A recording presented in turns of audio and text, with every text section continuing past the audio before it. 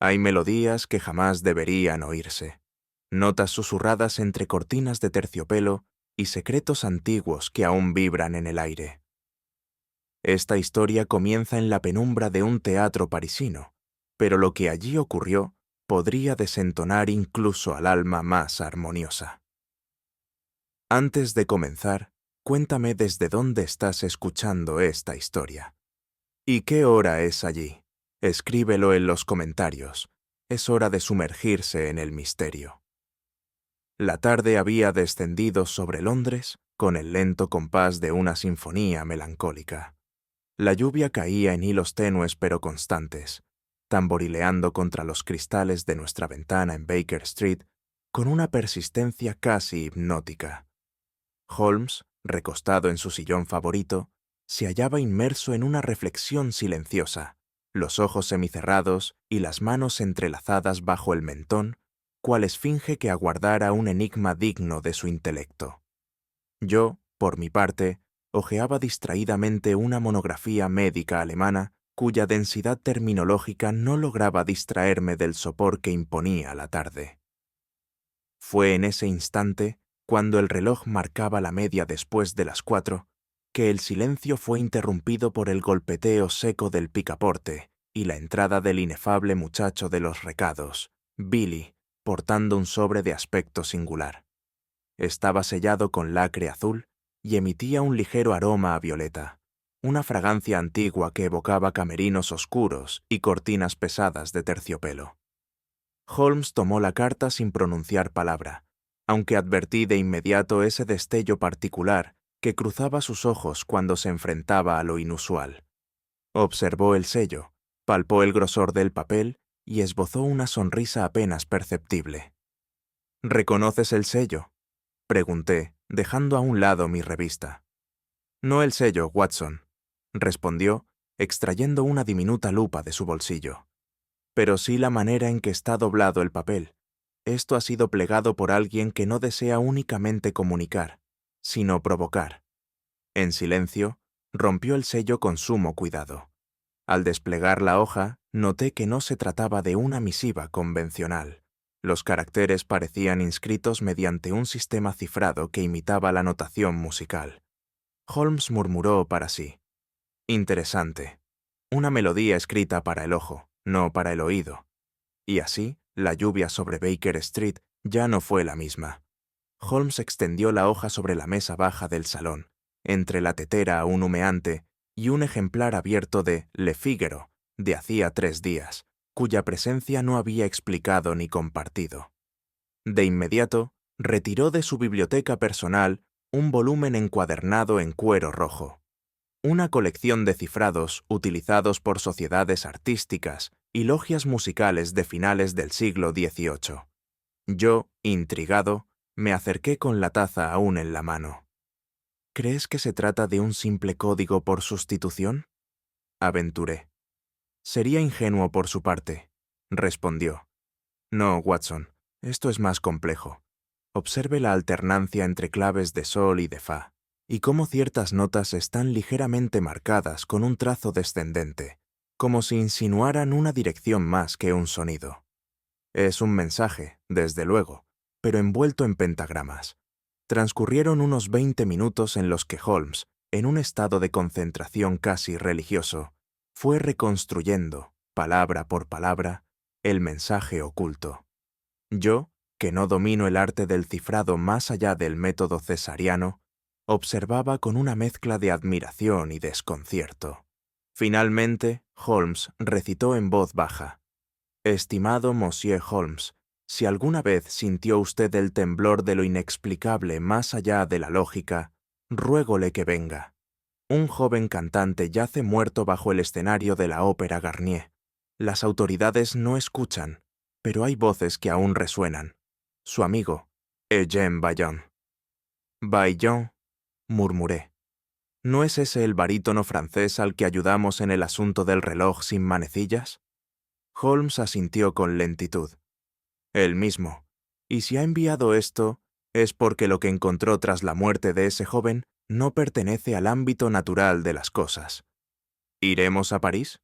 Holmes sonrió, no sin cierta gravedad. Watson, cuando el arte convoca a la muerte, la lógica debe vestirse de gala.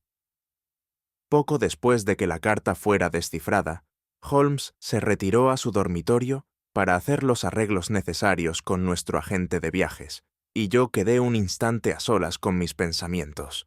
El nombre de Eugène Vaillant había despertado en mí un eco profundo, no solo por nuestra anterior colaboración con él, sino por lo que representaba. Un hombre cuya voz había llenado auditorios enteros, pero cuya vida estaba marcada por secretos que nunca terminaron de aflorar. Lo habíamos conocido años atrás, en circunstancias particularmente inusuales, cuando un extraño caso de relojes intervenidos coincidía con una serie de desapariciones en el barrio de Montmartre. Vaillant, en aquel entonces, era aún figura relevante del escenario lírico, aunque ya su voz comenzaba a mostrar el temblor de las últimas notas. Lo recuerdo como un hombre de modales exquisitos, poseedor de una sensibilidad casi dolorosa, y con una inclinación por los misterios simbólicos que rozaba lo esotérico. Tras aquel episodio, se retiró discretamente de la vida pública. Holmes había comentado que era un hombre cuya mente no toleraba la banalidad, y que, sin el arte como consuelo, podía extraviarse en los corredores de lo incomprensible. Que ahora volviera a escribirnos, y en tales términos, no auguraba sino sombras extendiéndose más allá del telón. El tren a París partiría al día siguiente, pero yo ya sentía que nos dirigíamos a un escenario más vasto que cualquier ópera, uno donde la verdad no siempre resuena, aunque la mentira cante con voz perfecta. Holmes me entregó la hoja una vez descifrada, permitiéndome leer por mí mismo la misiva cuyo contenido se alejaba de cualquier petición ordinaria. Lo que allí se exponía rozaba, en su tono velado, lo metafísico. El relato de Vaillant, escueto y selectivo en sus términos, narraba una tragedia con resonancias trágicas, más allá de lo tangible. Un joven tenor, prometedor y sensible, había sido hallado sin vida en los sótanos sellados de la Ópera Garnier. No se trataba de los camerinos o de las catacumbas técnicas, sino de un nivel aún más profundo, una cámara clausurada desde tiempos napoleónicos, utilizada antaño, según rumores, por constructores y arquitectos para reuniones privadas de carácter simbólico. El cuerpo yacía en una posición antinatural, con los brazos extendidos en cruz, como si hubiese sido dispuesto para algún tipo de escenificación ritual. No presentaba signos de violencia externa ni huellas de lucha. A su lado, sobre el suelo de piedra húmeda, había sido dibujada con tiza roja la frase «La voix se tue», la voz se ha callado, acompañada del fragmento de una máscara teatral rota, cuyo lado derecho se hallaba astillado. Vaillant no mencionaba la reacción de la policía parisina, salvo para indicar que la muerte fue registrada como desvanecimiento cardíaco debido a shock emocional. Sin embargo, él sostenía, con una convicción que atravesaba cada línea, que aquella escena no era fruto de un colapso natural, sino de una orquestación sombría, en la que lo simbólico parecía más relevante que lo tangible. Holmes leyó el texto por segunda vez y no dijo palabra durante varios minutos. Luego alzó lentamente la vista hacia mí. «Watson», dijo en voz baja, «hay ocasiones en que la lógica debe agudizarse para escuchar lo que no ha sido dicho. Y en esta carta resuenan silencios que gritan». Su mirada, aún fija en la frase final, parecía ver ya más allá del canal. Y yo supe que lo que venía no sería un simple viaje. Holmes tomó asiento nuevamente junto a la ventana, aún sosteniendo la carta. Había encendido su pipa con movimientos mecánicos, más por costumbre que por deseo. Sus ojos, sin embargo, no descansaban en ningún punto fijo. Parecían recorrer un pentagrama invisible, suspendido entre la lógica y el misterio. «Hay algo profundamente teatral en todo esto, Watson», comentó tras un largo silencio. «Y no me refiero únicamente al entorno, sino a la composición de la escena misma. ¿Te refieres al cadáver, la frase y la máscara? Pregunté. Precisamente. Piense, la máscara rota representa una identidad fragmentada. En el teatro clásico, el rostro cubierto es símbolo de lo asumido, de lo fingido. Romperla es declarar que la ficción ya no protege al individuo. La inscripción en tiza no es una amenaza, ni una confesión. Es una sentencia. Me sobrecogió la claridad con que lo decía, como si ya conociera la mente tras el crimen. ¿Y la posición del cuerpo? Simétrica, teatral, una crucifixión sin cruz, lo que me lleva a pensar, Watson, que esto no es un asesinato ordinario, es una puesta en escena. Dejó la pipa sobre el plato de loza sin tocarla. Cuando el símbolo es más elocuente que la evidencia forense, añadió, entonces nos enfrentamos a un enemigo que utiliza la belleza como velo de la muerte, y, a menudo, esos son los más peligrosos. Me invadió una sensación que no había experimentado desde nuestros días en Dartmoor, una especie de presentimiento ancestral, y aún no habíamos partido. Holmes se levantó con determinación y comenzó a andar por la habitación, como lo hacía siempre cuando una idea se asentaba en su espíritu, con la firmeza de una convicción moral. Abrió su gabinete, examinó su reloj de bolsillo y se dirigió hacia mí con un aire de decisión inapelable. Watson, si está libre de compromisos médicos, necesitaré su compañía. La lógica me impulsa y la intuición me alerta. ¿París, entonces? París, asintió. No para disfrutar del Sena, sino para descender a sus venas ocultas. No me sorprendió su rapidez de juicio. Años a su lado me habían enseñado que la mente de Holmes era como un mecanismo de precisión. Una vez en marcha, no se detenía ante fronteras ni temores. Preparé una pequeña maleta mientras él escribía a Lestrade para informarle de nuestra ausencia temporal. Antes de salir, Holmes se detuvo brevemente en el umbral. Allí donde la belleza se convierte en máscara, murmuró, a menudo acecha el crimen disfrazado de arte, y yo lo seguí. Atravesamos el canal bajo una lluvia fina que no cesaba desde Calais, envueltos en un silencio que no era resultado del cansancio, sino de la reflexión. Sherlock Holmes, absorto junto a la ventanilla del vagón, no había pronunciado palabra desde que abandonamos la estación de Victoria. Yo, acostumbrado a sus largos períodos de introspección, me limité a observar el cielo grisáceo que se extendía como una mortaja sobre la campiña francesa.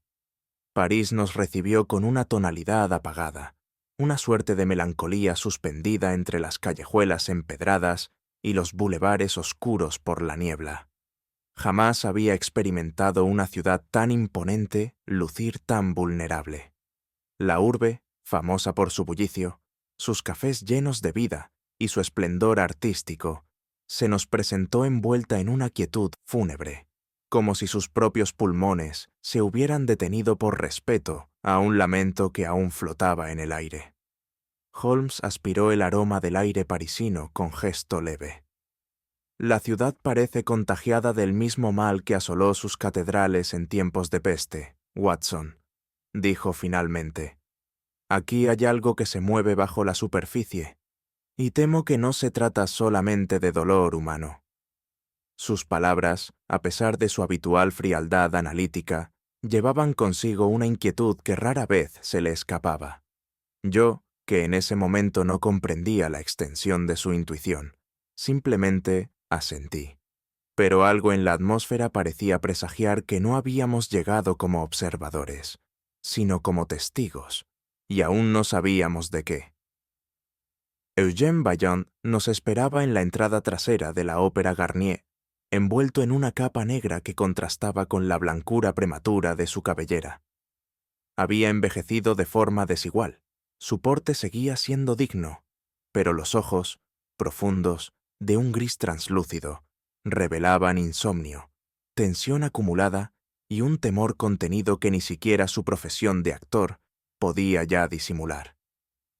Nos saludó con una cordialidad breve, como si la urgencia del momento impidiera ceremonias, y nos condujo por una entrada que, según explicó, solo los antiguos empleados del teatro conocían. El mármol del vestíbulo, antaño reflejo del esplendor imperial, hoy parecía helado, no tanto por la temperatura, sino por la ausencia de voces. No había risas, ni afinaciones, ni el habitual trajín de tramoyistas y músicos. A cada paso resonaba el eco de nuestras suelas, multiplicando una soledad que resultaba impropia de un templo dedicado al arte colectivo. «Han cerrado el ala este», murmuró Vaillant. «El director ha preferido mantenerlo lejos de la prensa, al menos por ahora». Holmes rozó las paredes con la yema de los dedos. «Aquí ha habido miedo», dijo en voz baja. «Un miedo que no nace del peligro físico, sino del desconcierto espiritual». Yo no comprendí entonces la exactitud de aquella observación. Sin embargo, cuando llegamos al primer rellano de la escalera principal, me detuve un instante y giré la vista hacia el corredor que acabábamos de cruzar. Juraría que un eco, no de nuestros pasos, sino de una voz lejana, se desvanecía en la penumbra. Vaillant, al ver mi expresión, no dijo nada, pero aceleró el paso, y nosotros lo seguimos. A instancias de Vaillant, fuimos introducidos en una pequeña sala de ensayo que, en circunstancias normales, habría estado colmada de partituras, bromas y cigarrillos a medio consumir. En cambio, nos recibió una atmósfera densa, tensa, como si cada persona allí reunida hubiera dejado en la puerta no solo sus instrumentos, sino también su naturalidad. Estaban presentes 5 individuos. El director artístico, Monsieur Leclerc, hombre de unos 50 años, enjuto, con un bigote tan delgado como sus nervios. La soprano Clara Duhamel, rostro extenuado, mirada cargada de una belleza marchita. Un tramoyista mudo llamado Romain, según nos dijo Vaillant, cuyos ojos parecían hablar en una lengua ausente.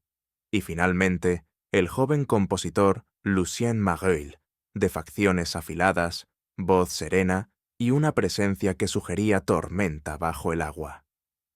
Las presentaciones fueron breves. Holmes observó con detenimiento cada gesto, cada mirada cruzada, cada vacilación.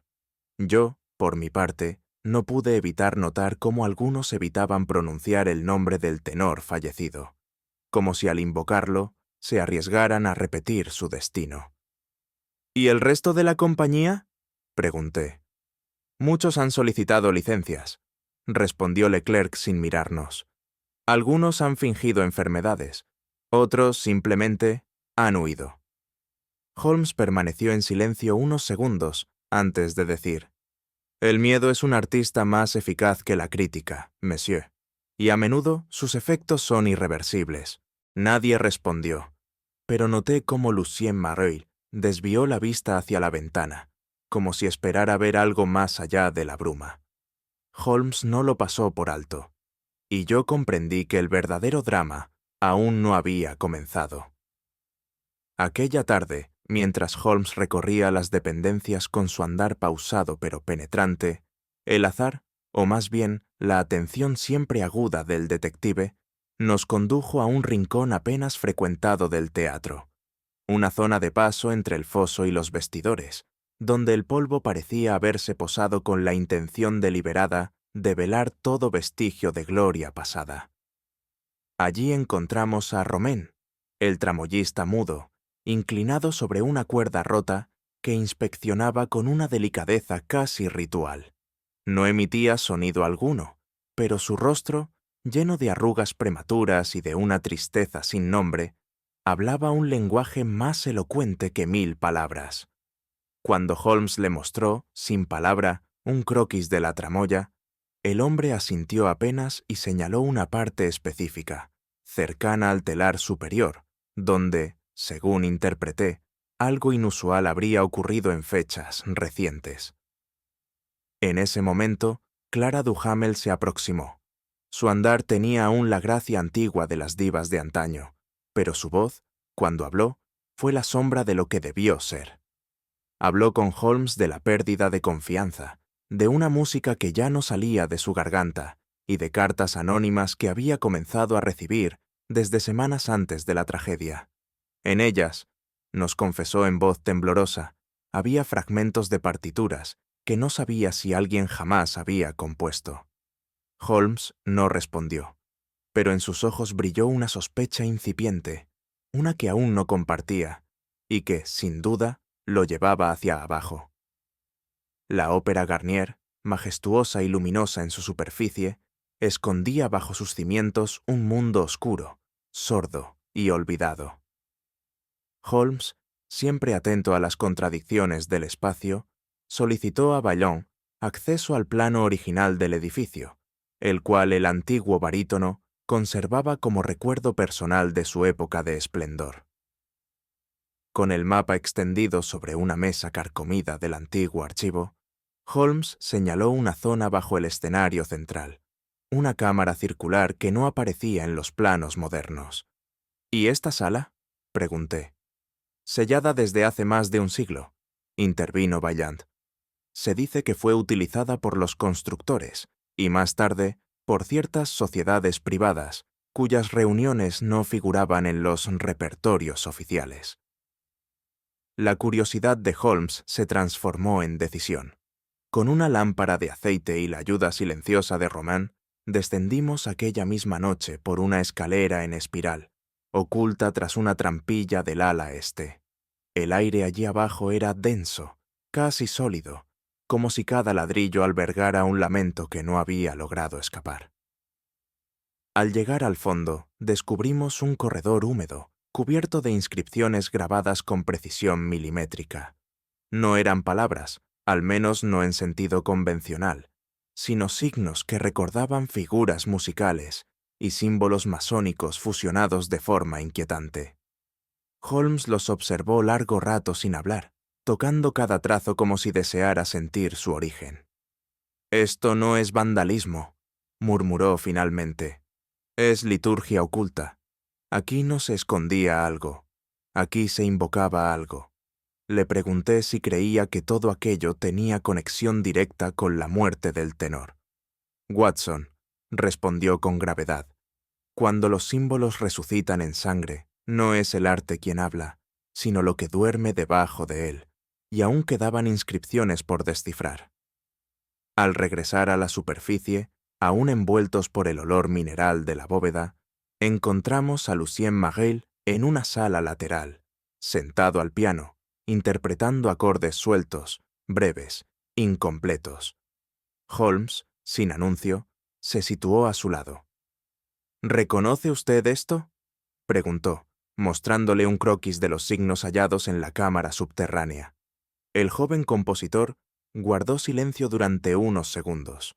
Luego, sin mirar el papel, murmuró.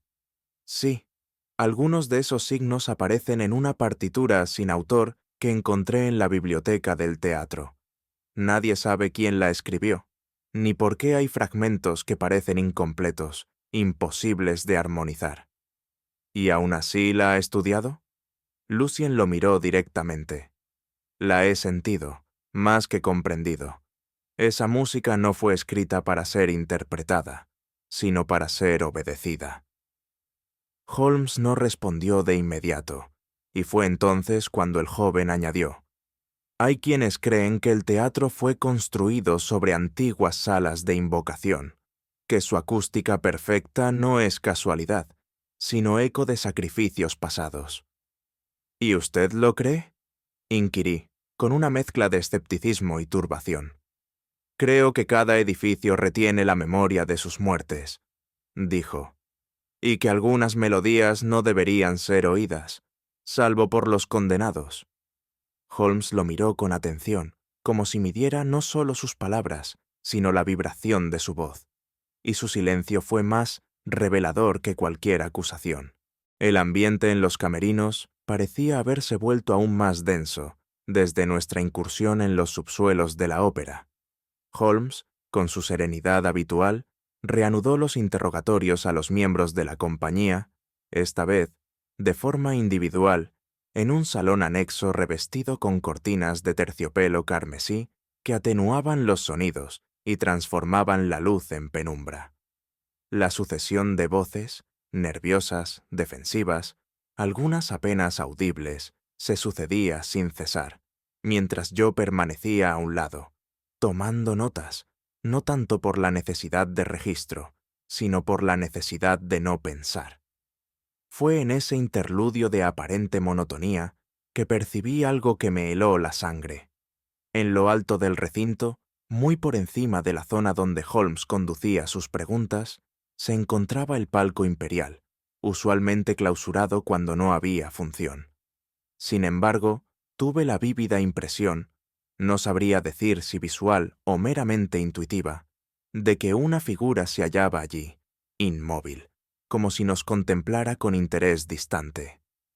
No advertí movimiento ni expresión, pero la densidad de su presencia era tan contundente como el olor a polvo antiguo que emana de un libro cerrado durante décadas.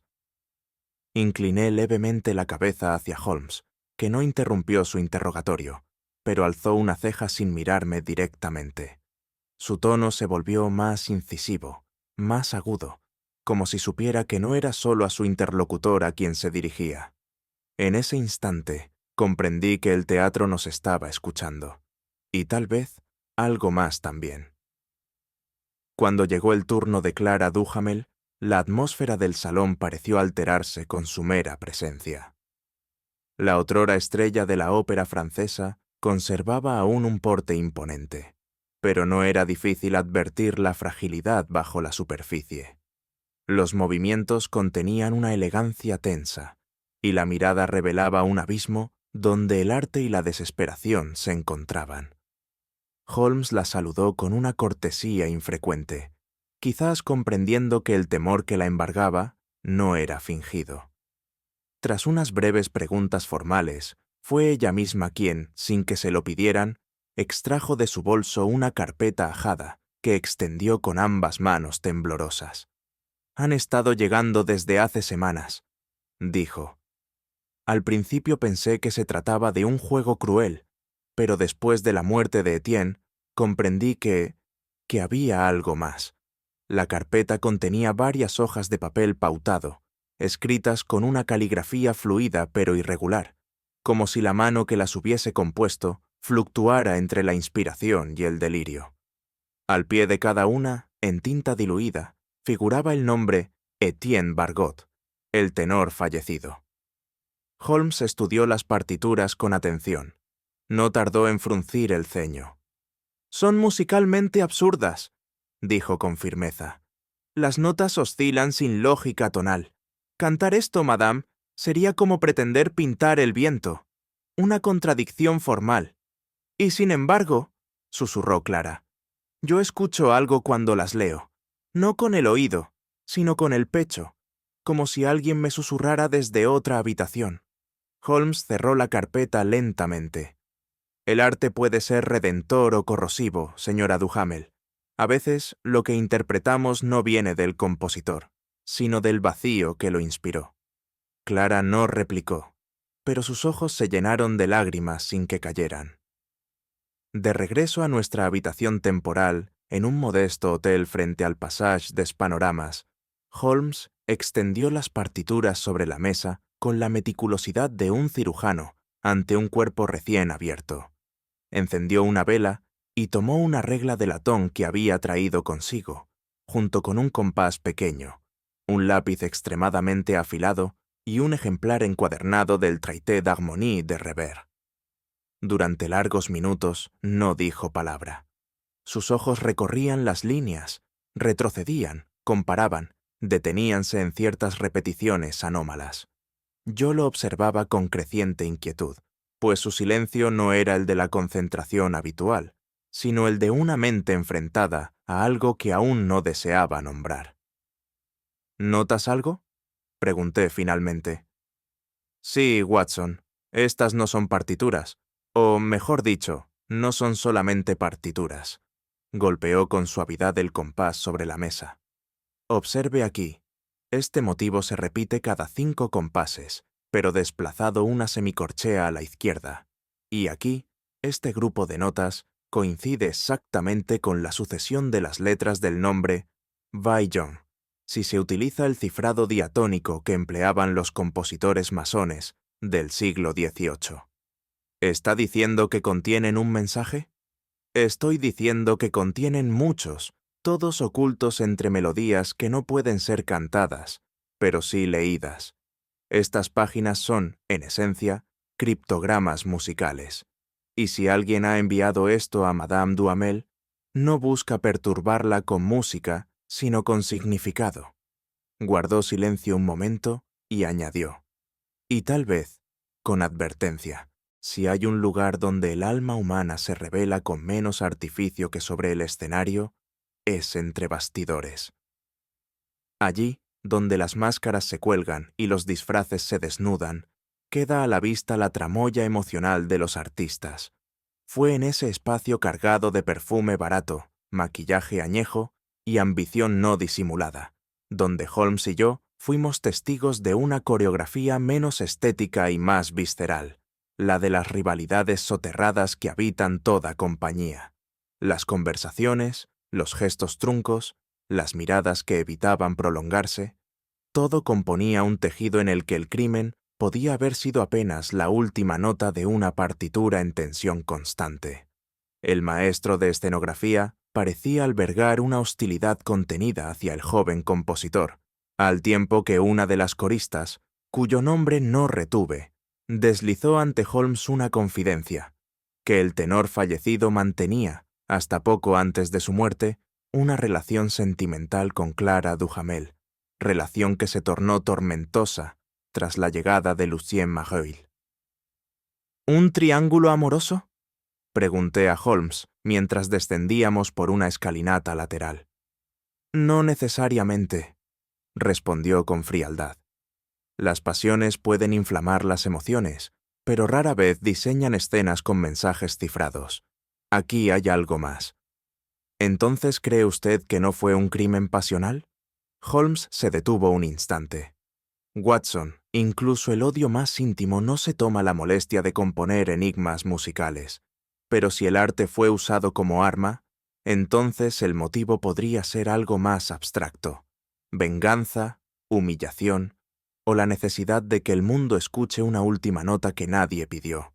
Y aunque sus palabras flotaron un instante en el aire, no encontré en ellas alivio alguno. Fue al revisar el antiguo archivo de programas del teatro, escondido tras un armario que solo Vaillant parecía recordar, donde dimos con una anotación en la contraportada de un folleto de temporada, escrita a lápiz con una caligrafía temblorosa. Decía: la maldición de la ópera inconclusa no es un mito, es una advertencia. Holmes se detuvo en seco al leerla. ¿Lo ha visto?, preguntó Vaillant con el rostro pálido. Number, pero he oído hablar de ello. Intervino Mareuil, que acababa de unírsenos. Hay una composición inacabada en los archivos prohibidos. Nunca fue estrenada. Dicen que está incompleta porque nadie sobrevivió para terminarla. Ante nuestra expresión de escepticismo, el joven compositor continuó con calma, como quien repite una historia muchas veces oída, pero aún no del todo creída. Se dice que la obra fue escrita por un músico de cámara que vivió en tiempos de la Comuna de París, un tal de Laplace. Murió antes de terminarla, y quienes intentaron completarla en años posteriores enfermaron de un mismo mal: confusión mental, alucinaciones o muerte súbita. Holmes escuchaba en silencio, sus dedos tamborileando con regularidad sobre el borde del estante de partituras. ¿Y nuestro tenor, Etienne Bargot, tenía interés en dicha obra? Obsesión, respondió Vaillant sin vacilar. Creía que, si lograba cantarla, su nombre quedaría ligado a la eternidad. Decía que había voces en ella que solo él podía liberar. Holmes no respondió de inmediato, pero al cerrar el cuaderno con un leve crujido, sentenció con gravedad: el peligro no reside en la nota prohibida, sino en quien está dispuesto a morir por entonarla.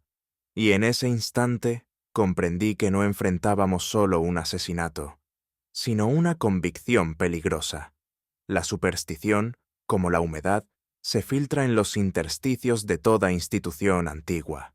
Y la Ópera de París, con sus pasajes ocultos y su historia cargada de tragedias, no era la excepción. En apenas unos días, Holmes y yo habíamos escuchado, en voz baja y con el tono propio de quien teme ser tomado por loco, relatos de figuras que cruzaban los corredores en horas en que nadie debería estar allí, de luces que se encendían sin mano visible, de notas musicales que parecían emanar del aire mismo. Uno de los tramoyistas, al que solo identificaban como Henry, dijo haber visto a Etienne, el tenor fallecido, la noche posterior a su entierro, caminando por el foso de la orquesta con el rostro cubierto por una máscara rota. «El teatro ha sido poseído, monsieur», dijo, «no por un espectro, sino por un recuerdo que no quiere morir». Cuando trasladé esta información a Holmes, lejos de descartarla como tontería, la anotó cuidadosamente en su libreta. «Watson, el delirio colectivo es, en ocasiones, más instructivo que la razón aislada», dijo, «porque incluso lo imposible, si se repite con suficiente exactitud, podría estar señalando una verdad que aún no comprendemos». Y sus palabras, más que tranquilizarme, abrieron en mi mente un abismo aún más profundo. La mañana siguiente nos sorprendió aún inmersos en el estudio obsesivo de aquellas extrañas partituras. Holmes, enfundado en una bata raída que usaba solo en momentos de concentración extrema, había dispuesto sobre la mesa una serie de papeles numerados, dispuestos no en orden musical, sino en un extraño mapa de conexiones que solo él parecía comprender. «Watson, ¿ha reflexionado alguna vez sobre la relación entre la música y el espacio?», preguntó de pronto, sin apartar la vista de las hojas. «Me temo que no más allá de su resonancia en la arquitectura», respondí, algo sorprendido por el giro filosófico de su pregunta. «Toda composición es, en esencia, una estructura», continuó. «Y cuando dicha estructura desafía el sentido armónico convencional, uno debe preguntarse si lo que se transmite no es sonido, sino forma». Señaló una secuencia de notas aparentemente incoherentes. «Aquí», prosiguió, «cada nota equivale a una letra mediante el cifrado galés adaptado por Émile Prévost en 1834. Pero cuando se dispone en grupos de 4 no forma palabras, sino números, coordenadas». Lo miré, incrédulo. «¿Coordenadas dentro del teatro?». «Exactamente.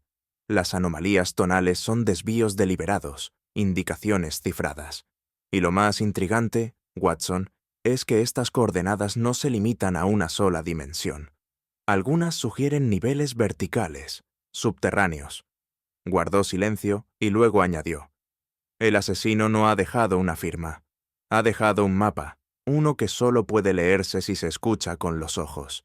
Y, como si esas palabras no bastasen, colocó la partitura sobre el plano del edificio. «Nos está invitando a descender». Las coordenadas descubiertas por Holmes nos guiaron a un punto específico del escenario, justo detrás del telón principal, donde una trampilla oculta bajo tablas envejecidas daba paso a una escalinata de piedra, sellada por décadas y cuya existencia solo algunos antiguos empleados, como el leal Romain, parecían recordar. Descendimos con lámparas de aceite en mano, pues la oscuridad allí no era simple ausencia de luz, sino una densidad que parecía resistirse a toda forma de intrusión. El aire, enrarecido y metálico, recordaba el de las criptas y archivos olvidados, y cada paso que dábamos resonaba como una nota de advertencia. Holmes se detenía de tanto en tanto para comparar la disposición arquitectónica con las anotaciones cifradas en la partitura. Lo seguíamos sin emitir palabra. Al cabo de 20 minutos llegamos a una cámara circular, de techo abovedado, donde el silencio era tan absoluto que uno podía escuchar el crujir de su propia piel bajo la tela del abrigo. «Esta sala no fue diseñada para el tránsito», dijo Holmes en voz baja. «Fue hecha para contener algo. Observé los muros. En ellos se encontraban inscritos fragmentos de escalas musicales, símbolos astrológicos y extrañas claves de notación que no pertenecían a ningún sistema conocido. Holmes examinó una secuencia inscrita junto a la entrada. Aquí, Watson. Este motivo se repite en todas las partituras entregadas a Clara Duhamel. Lo que tenemos aquí no es un simple mensaje. Es la raíz del mensaje, el primer compás de una melodía que nunca debió comenzar. Y en aquel instante, sin previo aviso, el eco de un lamento surgió desde un túnel adyacente, tan tenue como un suspiro, pero cargado de una intensidad que detuvo nuestro aliento. Holmes alzó la lámpara. No estamos solos. Horas más tarde, ya de regreso en la superficie, Holmes solicitó acceso a los archivos personales del teatro. Tras cierta resistencia por parte del director, accedimos a una dependencia olvidada en el ala sur del edificio, cuya puerta estaba sellada con una cerradura de bronce que crujió al abrirse, como si el tiempo se negara a liberar lo que había sido encerrado. El interior era un paraíso de lo olvidado. Estanterías vencidas, programas amarillentos, baúles repletos de cartas, partituras y esquelas entrecruzadas. El polvo reinaba con autoridad silenciosa. Holmes, lejos de mostrar impaciencia, parecía revitalizado por el caos. Se arrodilló ante un archivador y comenzó a extraer documentos con la destreza de un arqueólogo. «Buscamos la voz del muerto», murmuró, «no su tumba». Fue él quien encontró el cuaderno, una libreta de tapas de cuero con iniciales grabadas en tinta negra, E.Q. El interior contenía anotaciones desordenadas, ideas musicales, líneas poéticas truncas, pero también algo más, una correspondencia fragmentada entre Etienne Bargot y un tal Théodore Malgras, un musicólogo exiliado en Toulouse. En ella se discutía una partitura prohibida, la Messe de la Disparición, compuesta, según se deducía, en 1793 por un músico llamado de Laplace, acusado de conspiración hermética y ejecutado sin juicio público. Bargot no solo conocía la leyenda, explicó Holmes mientras hojeaba con velocidad. La estaba reconstruyendo. Esta obra no era su obsesión artística, era su doctrina. Al final del cuaderno, una hoja arrancada había dejado restos visibles de tinta. Holmes colocó un papel cebolla sobre la marca y con grafito reveló una frase escrita a mano. «Solo aquel que canta sin temor conocerá la nota que abre las tumbas». Me estremecí al leerla. «Esto no es música», dije, sin poder contenerme. «Es liturgia oscura». «O tal vez», replicó Holmes, «una llave para liberar no un espíritu, sino una memoria, y aún no sabíamos a quién pertenecía esa memoria». Fue tras horas de lectura y comparaciones meticulosas, cuando Holmes, con la expresión de quien ha identificado el esqueleto bajo la sinfonía, me convocó de inmediato a la mesa. Había extendido, junto a los documentos hallados en los archivos, un compendio masónico que recordaba haber consultado años atrás durante el caso de la piedra esmeralda de Lyon. El volumen, encuadernado en piel oscura, contenía signos, diagramas y fragmentos musicales utilizados en rituales simbólicos, entre logias de músicos y arquitectos del siglo XVIII. «Observe, Watson», dijo señalando una figura pentagonal.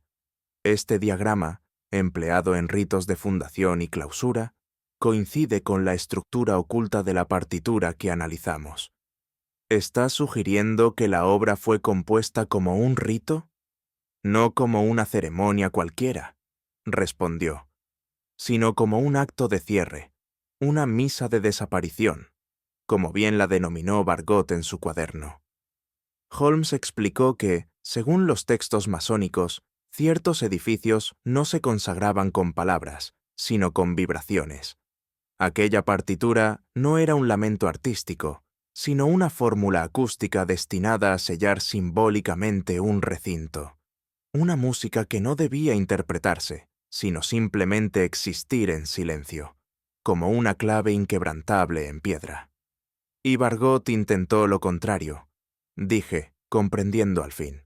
No cerrar, sino abrir. Holmes asintió con gravedad, desconociendo, o tal vez desafiando, que hay silencios que no deben quebrarse. El compás final de aquella partitura contenía símbolos añadidos a mano, no por Delaplace, sino por alguien posterior. Uno de ellos, trazado en tinta marrón, parecía estar hecho con una sustancia más espesa, más orgánica. Holmes lo rozó apenas y murmuró: «Esto no es tinta, esto es sangre, y aún no sabíamos de quién». La conmoción sacudió el edificio poco antes del mediodía. Una costurera del segundo piso, al ir en busca de instrucciones, descubrió la puerta entreabierta del despacho del director artístico, Monsieur Leclerc. Al adentrarse, relataría después entre sollozos, percibió un olor acre, mezcla de ceniza húmeda y madera quemada. Fue entonces cuando gritó. Acudimos con premura, seguidos de 2 gendarmes ya apostados en el teatro por precaución. El despacho estaba envuelto en un silencio absoluto, pero no de paz. Era el silencio posterior al estallido de una tensión largamente contenida. Leclerc colgaba de una viga del techo, suspendido por una cuerda de tramoya, con el rostro pálido e inmóvil, y una partitura quemada aún humeante en la chimenea apagada. Holmes inspeccionó el cuerpo sin tocarlo. Su rostro no mostraba horror, sino una forma severa de concentración. «No hay signos de lucha», dictaminó, «pero tampoco hay carta de despedida. Y mire esto, Watson». Sobre el escritorio, semioculta bajo un gramófono apagado, había una hoja intacta con anotaciones en lápiz, la misma clave armónica que Holmes había descubierto en la cripta. «¿Está diciendo que Leclerc estaba involucrado?» «Estoy diciendo», replicó Holmes, examinando los restos de papel calcinado, «que alguien quiso borrar parte de esta música, y que Leclerc sabía más de lo que confesó. ¿Y si fue asesinado? Entonces estamos ante un actor que elimina a sus cómplices, o a sus rivales, y utiliza el escenario como altar».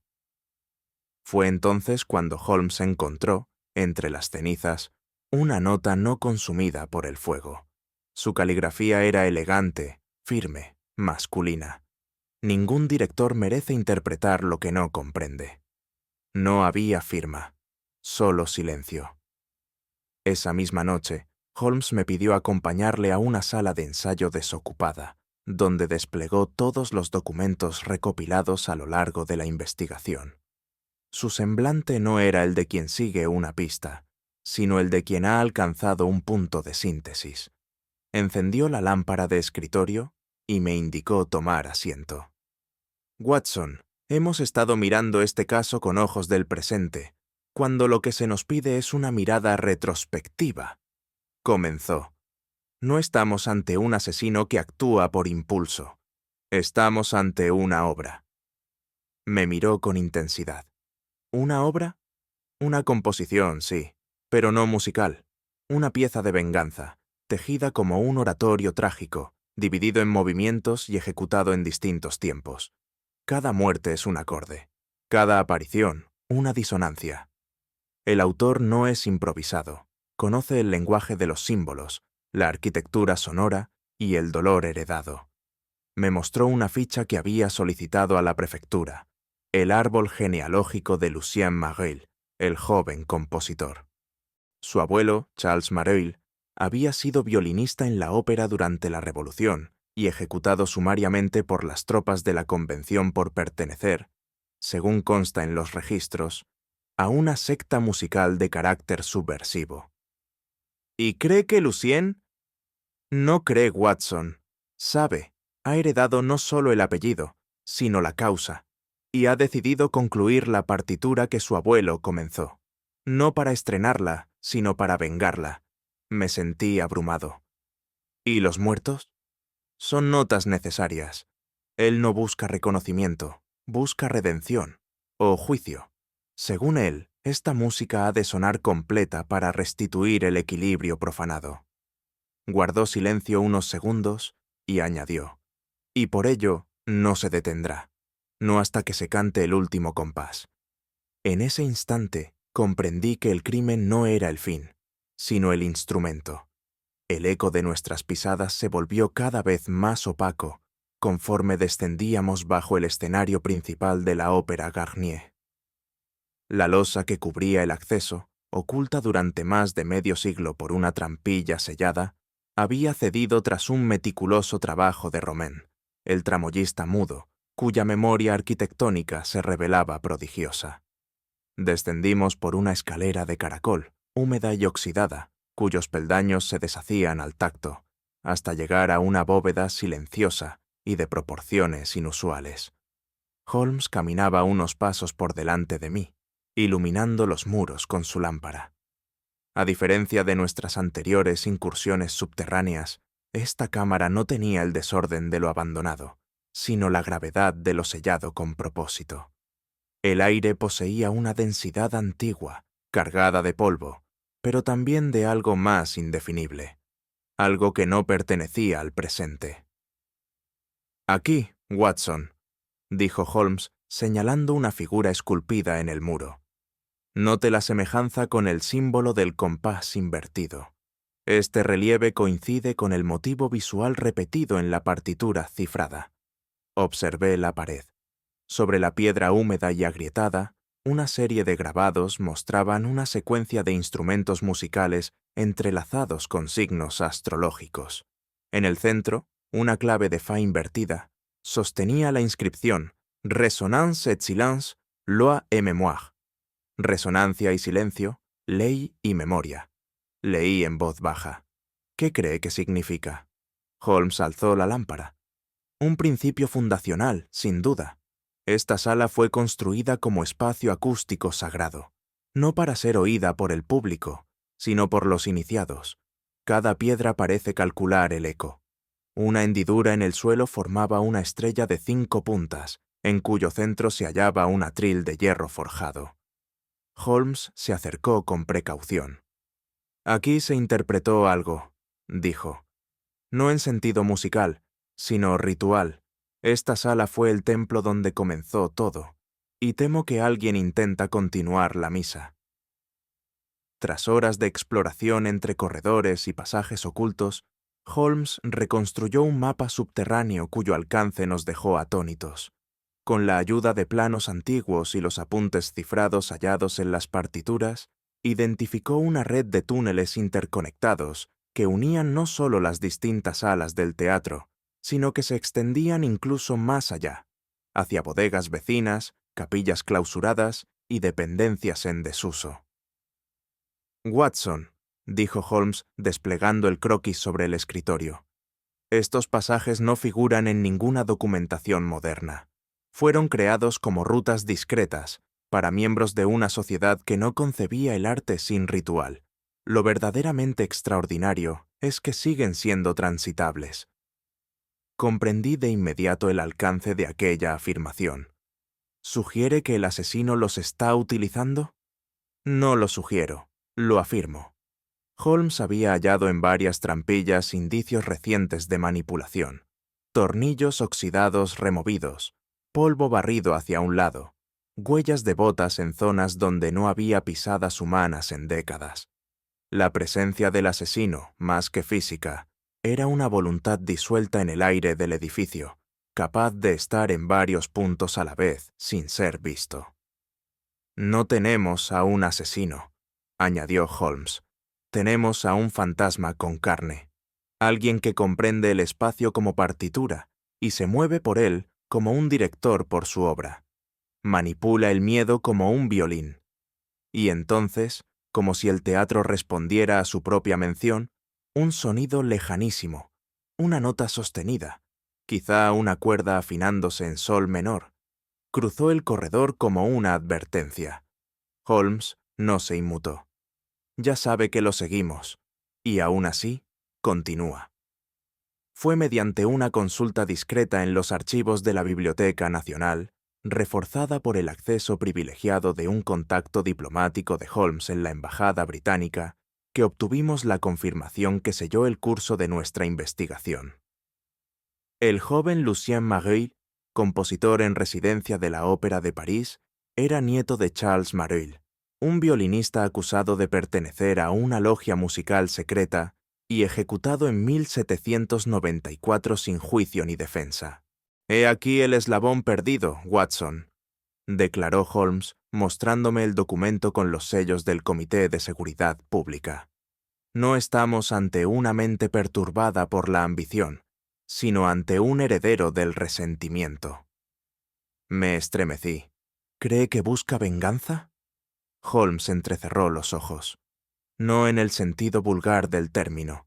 Lo que este joven desea es algo más devastador: restaurar, mediante la música, el honor mancillado de su linaje.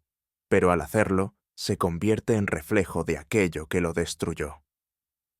Volvimos a confrontar las partituras entregadas a Clara Duhamel.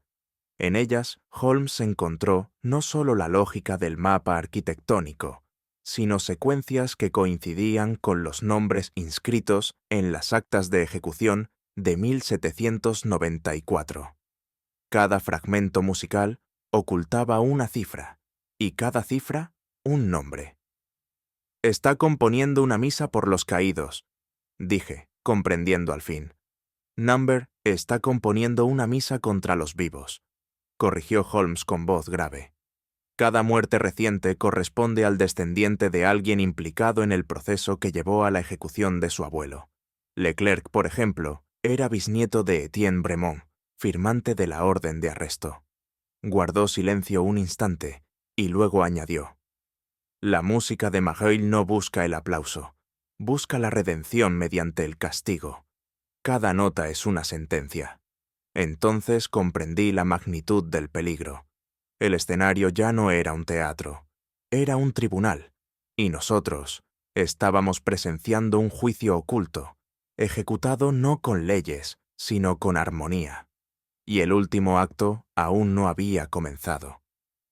Fue en nuestro regreso al apartamento de Mareuil, mientras la niebla de París se condensaba sobre los cristales, cuando Holmes, con el porte de un maestro de ceremonia ante un altar invisible, desplegó los fragmentos rescatados de las partituras. Su silencio era el de quien ha descifrado el verdadero orden de las cosas, y sus dedos, ágiles y deliberados, ordenaban las hojas con la paciencia de un amanuense medieval copiando una condena sagrada.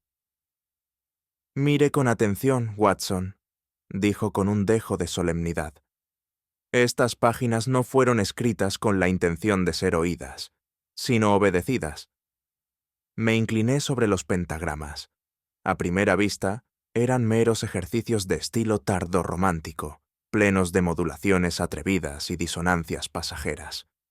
Pero a medida que Holmes señalaba los compases, me sentí como si recorriéramos no una melodía, sino un sendero de juicio y sentencia. Cada trino cortado, cada acorde suspendido, cada compás mudo parecía encerrar el eco de una decisión irrevocable. «Aquí», indicó, «el ritmo coincide con el llamado paso del suplicio, el mismo que acompañaba a los condenados durante la Revolución. Esta secuencia, en cambio, se repite con la exactitud de una letanía, 3 veces para simbolizar la negación, 5 para la purificación, 7 para el castigo». «¿Está sugiriendo que se trata de una ejecución cifrada?» «Exactamente. No es una partitura, es una reconstrucción ritual. Mareuil no compuso arte, Watson. Compuso destino, una sentencia, y no fue el primero». «¿Y el final?» «No ha sido interpretado aún», murmuró Holmes con una mirada ausente. «Pero lo será, esta noche. Y si mi deducción es correcta, no habrá bis». Aquella velada en la Ópera Garnier, el aire estaba cargado de una tensión casi física. La sala estaba llena hasta el último palco, y sin embargo, no era la expectación artística lo que parecía mantener a los asistentes en un estado de mutismo reverente, sino una vibración más densa, más sombría, la de un presentimiento compartido. Holmes, sentado junto a mí con su habitual compostura, tenía la mirada fija en el foso de la orquesta. Aunque su rostro no traicionaba emoción alguna, conocía suficientemente bien la expresión de su ceño para advertir que sus pensamientos operaban con precisión quirúrgica. «Preste atención al tercer movimiento, Watson», susurró sin mirarme. «Allí se revelará todo». La obra comenzó con una majestuosidad sin tacha, pero a medida que los compases avanzaban, la armonía empezó a volverse antinatural. No en su ejecución, sino en su intención. Había algo en el ritmo, una suerte de hipnosis melódica, que parecía empujar a los músicos a una especie de trance colectivo. El director, Mareuil, agitaba su batuta con una vehemencia que rozaba la demencia. Sus ojos, lo juro por todo lo que me es sagrado, brillaban con una intensidad inhumana. Fue entonces cuando Holmes actuó. De su bastón extrajo un pequeño cilindro metálico que introdujo discretamente en el mecanismo del órgano principal. Apenas unos segundos después, una nota disonante, espantosa, quebró el encanto. Los músicos vacilaron. Mareuil detuvo el brazo en pleno compás. El silencio fue tan absoluto que podía oírse el rumor del gas en las lámparas. Y entonces, Mareuil gritó. No fue un grito de ira, ni de dolor. Fue un lamento ancestral, como si su garganta evocara generaciones enteras de voces acalladas.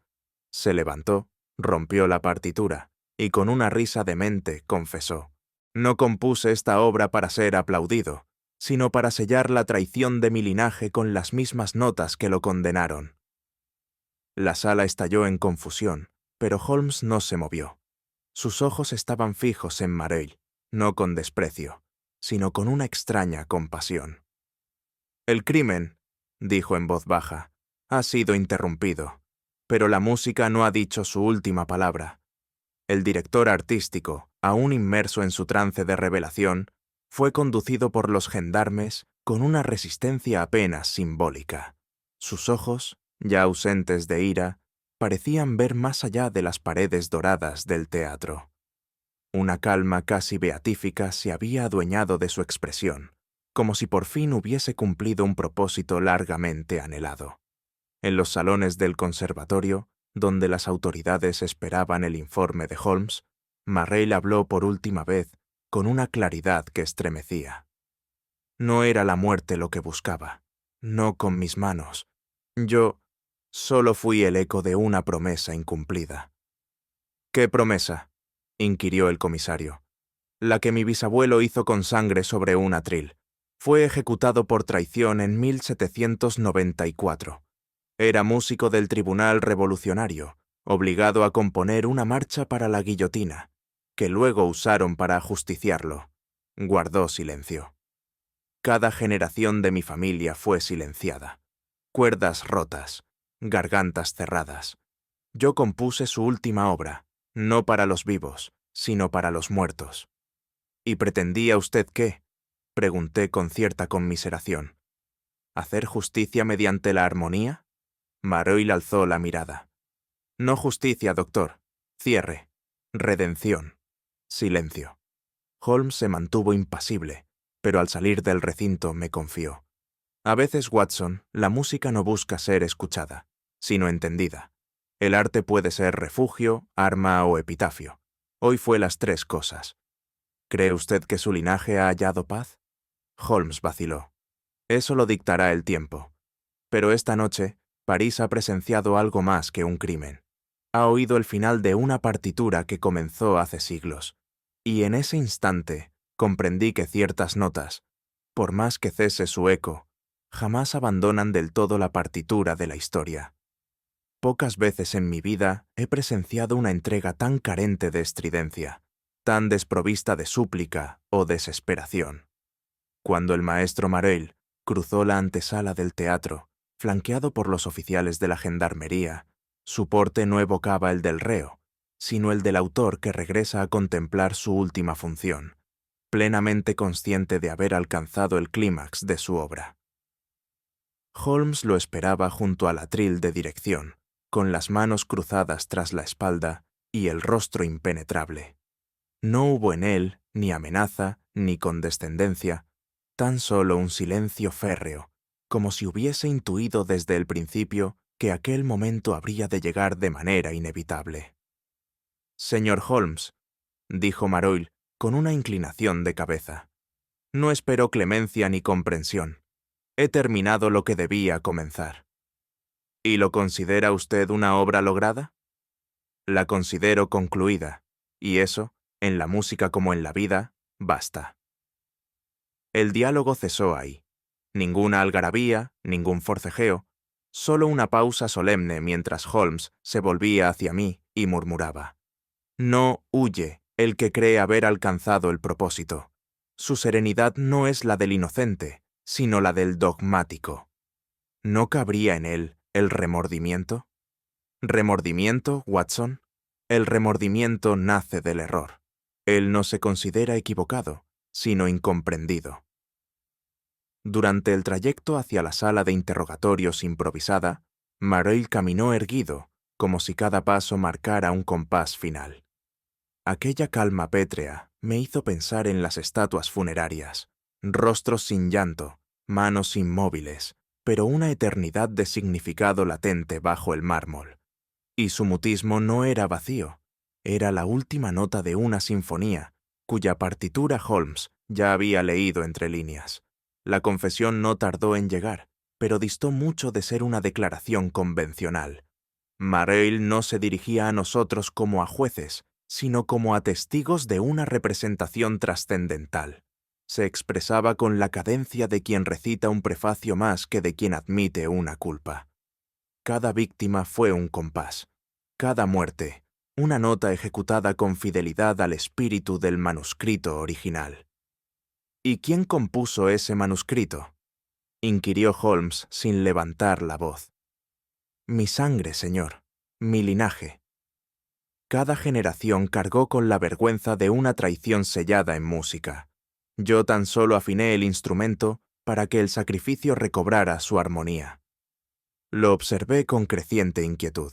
Hablaba del asesinato como un compositor, habla de la forma sonata, con orgullo técnico y fervor estético. No negaba los crímenes, los consagraba. «El teatro», prosiguió, «fue elegido no por su acústica, sino por su historia. Sobre sus cimientos se firmaron pactos, se juraron lealtades y se rompieron silencios que costaron vidas. Convertirlo en el templo final era justicia simbólica y simétrica». «¿Justicia?», repetí con incredulidad. «¿A manos de un solo hombre? ¿Y no son acaso los grandes compositores hombres solitarios? ¿No escribe el genio para corregir el desorden del mundo con armonía? Usted ha compuesto una tragedia, no una sinfonía», murmuré. Holmes, que hasta entonces había guardado una atención férrea, anotó algo en su libreta y añadió: «La música tiene poder, Mareuil, pero su poder es doble. Puede sanar o manipular. Usted eligió lo segundo y lo disfrazó de lo primero». Mareuil no respondió. Cerró los ojos como si terminara de oír, en la memoria, el acorde final de su obra. Y comprendí entonces que no se arrepentía. Se sentía, en su lógica torcida, consumado. El silencio que siguió fue más elocuente que cualquier discurso. Mareuil permanecía sentado, los dedos entrelazados sobre la mesa, como si aguardara un veredicto que, sin embargo, no solicitaba. Sus ojos fijos en el vacío poseían una cualidad que jamás olvidaré. Ni súplica ni desafío, tan solo una suerte de serenidad resignada. Holmes, que había permanecido imperturbable, cerró su libreta con lentitud. Se levantó con ese movimiento preciso y sin afectación que le era propio, y apoyó ambas manos sobre la mesa, sin hostilidad, pero con una firmeza casi simbólica. «Usted ha dicho que cada muerte fue una nota, y que el teatro fue su templo», comenzó. «Pero se equivoca en algo esencial». Mareuil alzó la mirada, sin ironía. «¿En qué, señor Holmes?» «En creer que la belleza puede justificar el daño. Usted ha confundido armonía con redención, arte con absolución. Ha utilizado el lenguaje de lo sublime para cubrir los pasos de lo abominable». Hizo una pausa, y su voz, aunque serena, descendió en intensidad. No hay partitura que pueda purificar un alma a través del dolor ajeno. Ha compuesto una misa fúnebre, pero sin fe. Mareuil no replicó. Sus labios temblaron levemente, mas no habló. Fue uno de esos momentos extraños en que la autoridad moral de Holmes, desprovista de leyes o reglamentos, se impone con más peso que cualquier sentencia judicial. Yo mismo sentí el impulso de hablar, de añadir algo, pero comprendí que nada podría superar la precisión moral de aquellas palabras. Holmes se apartó de la mesa sin mirar atrás, y aunque el asesino seguía allí, inmutable, su obra, tan cuidadosamente concebida, comenzaba a desmoronarse bajo el juicio de una sola frase.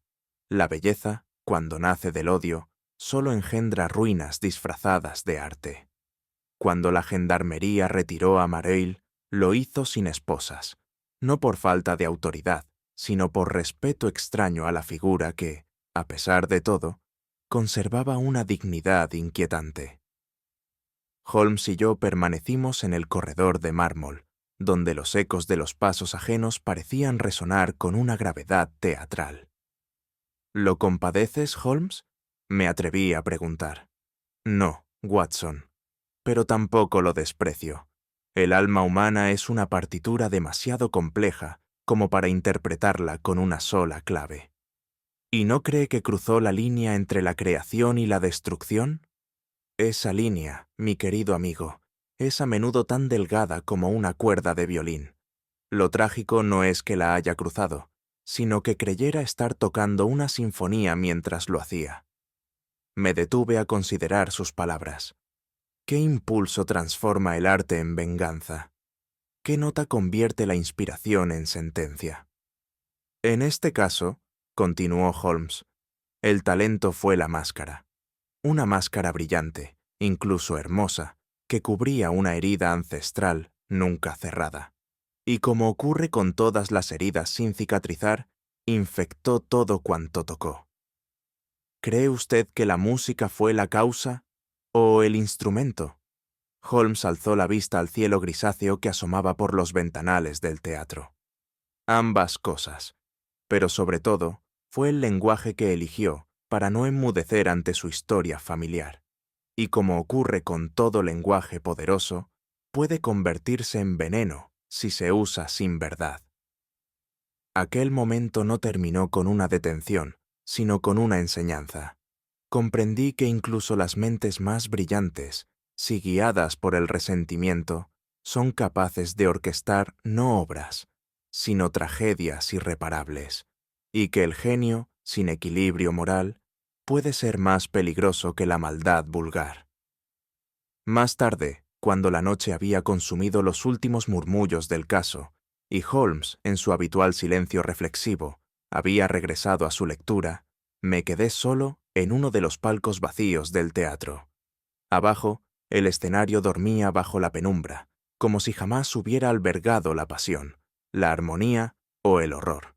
La partitura de Mareuil, ya bajo custodia, no volvería a ser interpretada. Sin embargo, su eco, ese eco invisible que toda creación deja, persistía en los rincones del alma. Y me pregunté, con creciente inquietud, si acaso la belleza, cuando nace sin conciencia, no es más peligrosa que la propia maldad. La música posee un don terrible. Puede embellecer incluso la destrucción, envolverla en acordes tan perfectos que el juicio se adormece. Mareuil había sabido esto. Había entendido que una melodía bien escrita podía enterrar la memoria de la sangre bajo un velo de admiración. Y, sin embargo, Holmes tenía razón. Ninguna obra, por sublime que parezca, puede expiar una voluntad torcida. Desde aquel palco, comprendí que la verdadera cuestión no era si el arte puede justificar el crimen, sino si el público, nosotros, los oyentes, los testigos, seríamos lo bastante lúcidos para no dejarnos hechizar por su disfraz. El telón no cayó, porque, en cierto modo, nunca se alzó. Aquella historia no fue una representación, sino un juicio sin jurado, una misa sin Dios, una tragedia sin aplauso. y mientras las sombras crecían en el escenario, no pude evitar preguntarme si no habría otras partituras aún ocultas, esperando su momento para ser escuchadas. Nunca he creído en lo sobrenatural, pero hay experiencias que, aun sin desafiar la razón, rozan lo inexplicable con dedos de sombra. Aquella tarde en París, sentado en la penumbra del palco lateral, fui testigo de una escena que no podría describirse sino con el lenguaje de lo invisible.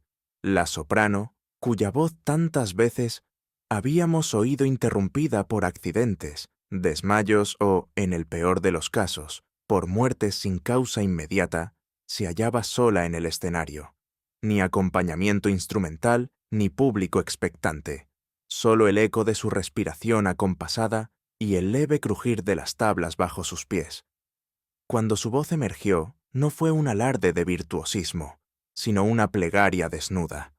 Las notas malditas, esas que tantos habían dicho traer consigo un destino de ruina, surgieron con claridad cristalina. No hubo grito, no hubo desplome, tan solo música.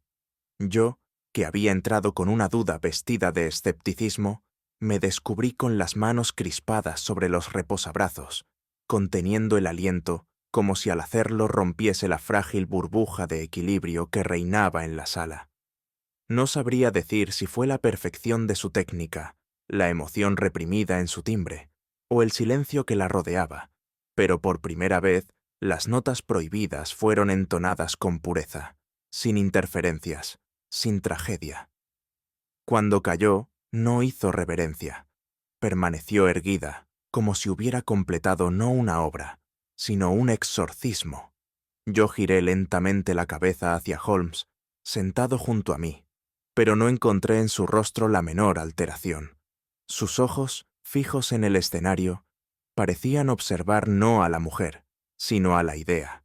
Comprendí entonces que él no oía música, sino confesiones, y esa confesión, por primera vez, había sido pronunciada sin sangre. Tras la última nota, el teatro quedó suspendido en un mutismo más hondo que el vacío. La soprano descendió del escenario sin mirar atrás, y su figura desapareció entre los pliegues del telón, como si jamás hubiera existido. Holmes no se movió de su asiento hasta que las luces, tenues y temblorosas, comenzaron a apagarse. Fue entonces cuando se incorporó con parsimonia y descendió hacia el proscenio. Yo le seguí, aunque sin comprender del todo cuál era su propósito. Allí, sobre el atril, descansaba la partitura. El papel, amarillento y deteriorado por el uso, aún vibraba ligeramente por la energía del canto. Holmes la tomó sin pronunciar palabra. No la revisó, no anotó. Simplemente la dobló con sumo cuidado y la guardó en el bolsillo interior de su abrigo como quien encierra un secreto que no debe ser compartido. ¿La conservará, Holmes?, me atreví a preguntar. No, respondió, tras una pausa. La custodiaré. Su tono no admitía réplica, pero sí despertaba inquietud. ¿No debería destruirse? Algunas cosas, Watson, no deben ser destruidas, sino silenciadas. Existen misterios cuya revelación no esclarece, sino amplifica la oscuridad. Permanecimos allí unos minutos más. Aquel teatro, antes escenario de sospechas y terrores inexplicables, ahora parecía apaciguado, como si la conclusión del canto hubiera sellado un pacto antiguo entre belleza y caos. Holmes giró entonces sobre sus pasos, no miró atrás, y yo, al seguirle, sentí que dejábamos tras nosotros no un caso resuelto, sino una melodía no resuelta, una verdad que había elegido no decir su nombre. Abandonamos París en el primer tren de la mañana siguiente. El cielo grisáceo y la lluvia constante parecían marcar un compás melancólico sobre los cristales empañados del compartimento. Holmes, con el rostro vuelto hacia la ventana, no había pronunciado palabra desde la noche anterior. Yo intenté, en vano, leer un diario que había comprado en la estación. Las letras danzaban frente a mis ojos sin encontrar significado. Mi pensamiento volvía, una y otra vez, a aquella voz en el teatro, a aquella partitura dormida en el abrigo de mi amigo, y al extraño sosiego que todo ello había dejado. ¿No tiene nada que comentar, Holmes?, pregunté al fin, incapaz de resistir el silencio. Watson, ¿ha considerado usted que la música, como el fuego, puede alumbrar o consumir? ¿Insinúa que esa melodía? No insinúo nada. Solo observo que hay sonidos que despiertan partes del alma que el hombre moderno ha olvidado. Esa partitura no fue escrita para el oído, sino para el alma enferma. No supe si sus palabras eran metáfora o advertencia. A menudo, la línea entre ambas se desdibuja cuando Holmes elige hablar en acertijos. La campiña francesa desfilaba ante nosotros como un pergamino que se desenrolla lentamente. Pueblos pequeños, colinas húmedas y árboles desnudos pasaban ante mis ojos con la cadencia de un requiem silencioso. ¿Y la soprano?, pregunté. Ella ha terminado su parte. El peligro, por ahora, duerme. Me quedé mirando su rostro. Había en él una melancolía tan rara como verdadera. No era tristeza, sino el peso de una comprensión demasiado antigua, demasiado vasta. El tren prosiguió su marcha, y yo, aunque deseaba descanso, sabía que el silencio de Holmes no era paz, sino preludio. Con el paso de las horas, mi mente no hallaba reposo. La figura del compositor fallecido, el eco de las muertes en torno a la partitura, la voz de la soprano, e incluso el gesto de Holmes al guardar el manuscrito, componían en mi interior una sinfonía de pensamientos tan inquietante como irresuelta. No era un caso como otros. No hubo asesino que confesar, ni móvil que exponer, ni sentencia que pronunciar. Todo parecía haber sucedido en un plano paralelo al de la ley. Y sin embargo, el peligro era real, tan real como la sangre que se vertió en nombre del arte. ¿Puede el arte, Holmes, ser culpable?, pregunté, en una de esas pausas en que el traqueteo del tren se volvía más intenso que el pensamiento. El arte, Watson, es un espejo, no delinque, pero refleja lo que en nosotros hay de turbio, de no resuelto, y algunos, al contemplarse en él, enloquecen. La idea me estremeció. ¿Qué ocurre cuando la inspiración nace de una herida? ¿Qué melodía puede surgir del deseo de redención y terminar invocando el caos? En el teatro, aquella música había sido compuesta con el anhelo de purificar una culpa ancestral. Pero el resultado fue ambivalente: belleza y muerte, armonía y locura. Comprendí, con tristeza, que incluso la intención más pura puede corromperse al contacto con el ego, con la obsesión, con la necesidad de trascender. Y entonces recordé algo que Holmes me había dicho años atrás, frente a otro enigma. Hay verdades que brillan demasiado, y por eso ciegan. Tal vez, pensé, esa partitura no debía ser destruida ni tocada, sino simplemente callada. Porque no todo lo bello es bueno, ni toda melodía merece ser escuchada. A nuestro regreso a Londres, la vida cotidiana nos absorbió sin ceremonia. Holmes retomó sus lecturas sobre criminalística medieval, y yo me ocupé de mis pacientes en Kensington. Pero algo había cambiado, no de forma visible, sino como una disonancia apenas perceptible en el ritmo habitual de nuestros días. A veces, en medio de una conversación trivial, lo sorprendía mirando al fuego con expresión ausente. Y yo sabía, sin necesidad de preguntarlo, que su pensamiento estaba aún en París, en aquel teatro, en aquella última nota. Y yo también. Comprendí que hay casos que no se escriben en los periódicos, ni figuran en los anales de Scotland Yard. Casos que no buscan justicia ni resolución, sino silencio, porque sus verdades son demasiado filosas, demasiado profundas. La partitura permanece, que yo sepa, aún en posesión de Holmes. Nunca volvió a referirse a ella, y yo, pese a mi naturaleza inquisitiva, jamás me atreví a preguntarle por su destino. Algunas verdades, como algunas melodías, solo pueden existir en la penumbra. Y si algo aprendí de aquella experiencia, es que el conocimiento absoluto no siempre libera. A veces encadena, a veces hiere, porque hay notas que no deben ser cantadas, y hay misterios que, al ser revelados, no iluminan, sino oscurecen. Hay silencios que no se rompen con palabras, sino con la conciencia de lo que nunca debió ser dicho. ¿Y tú, habrías tenido el valor de callar sabiendo la verdad? Cuéntamelo en los comentarios. Me encantará leerte. Si esta historia resonó contigo, deja tu like, compártela con alguien que ame los misterios y suscríbete para más enigmas como este.